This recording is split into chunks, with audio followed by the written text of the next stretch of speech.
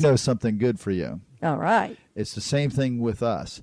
You need to be able to operate from any place. Yes. Meaning, if you have to evacuate, you can run your business from Georgia. You could run your business from Alabama or Mississippi or wherever you're at. You need to be able to run it from. So, for example, instead of keeping files on your hard drive, it costs you a few dollars a month to have it up on the cloud someplace. But, hey, that's a good place to have it. Because if they go down, we got a whole lot bigger problems. You got that. On top of all this, during the storm, I think that was when Equifax had their big breach. Well, they had the announcement of their breach. Yes. And so we're all like, many months before that. So there was no way, especially for those of us that didn't have any power to go in and check anything, So it was like there's so many things that are out there that are so distracting. That's why I love what you just said. We have to be able to adapt, and in order to be able to adapt, you have to have those preparations and you have to have processes, and you need to know how to continue running your business without all these modern day features that we have. Right. When I was in the islands and the storms came through, it becomes very clear that there's nobody coming to help you. Mm-hmm. And because you learn that very quickly, you learn that you have to adapt. And we're very fortunate that people came here very quickly to help. But there might come a time where there's nobody coming to help. And you've got to be able to adapt to that. And it's a scary feeling, but no, that's how we felt. And in fact, there were so many people wondering, where's FEMA? Where's FEMA? Where's FEMA? And I think on one of the radio shows we listened to and that was another thing. We could not find any local station here that was really giving us information. 96.5 WDBO. Well, sorry.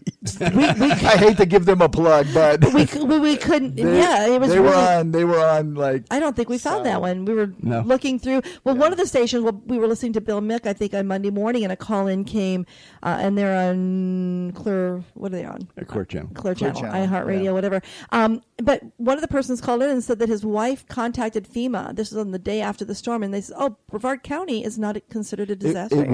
It wasn't until like 2 days after the storm. And then, and then when they said that, I think our President Trump did declare us a disaster area, all the state of Florida. But then it was when you went up to FEMA, it's an individual case by case. In other words, they're not coming in with any supplies. No, and it's like, whoa, they're out of money. Yes, and they've still got more storms. We don't know what's going to happen with Jose up there or Marie. Well, we're hoping and praying that we don't hit. Last I knew, Puerto Rico was funded through the American government. They are. Yes, so they are. They're going down there. FEMA's going down there, whether they like it or not. So it is very, very challenging for that, because I know the revenue is going to impact individuals, businesses, the whole our community, the whole state of Florida, and look at Texas too already, and who knows, and the islands. We have the Virgin Islands, we have Puerto Rico, and we're also humanitarians. We're going to be helping other islands as well.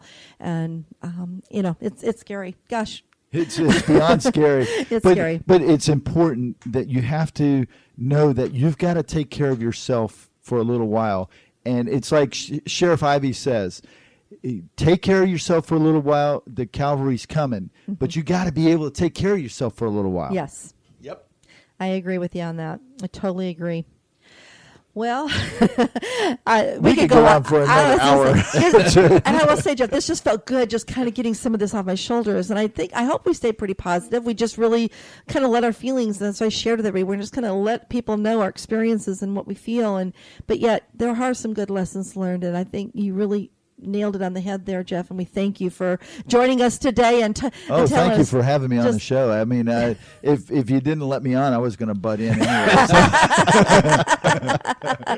Well, I am really glad that you did this, because when you sent me something the other day, and it was like, no, you're doing a show. I was like, I don't know if we can think straight enough to do a show this week, but maybe we'll just do another replay. I thought, no, I did a replay while I was preparing. I didn't want to do another one, and we love being here with you on our show, on the So Social Radio Show, and we appreciate all our listeners and those that tune in and keep us focused and positive. So again, thank you. Absolutely. And going to be praying that you have power today. Yeah, I'm not holding my breath. All righty. Well, Richard. Hey, we thank you for joining us today and make it a great week. Take care, everybody. Bye-bye.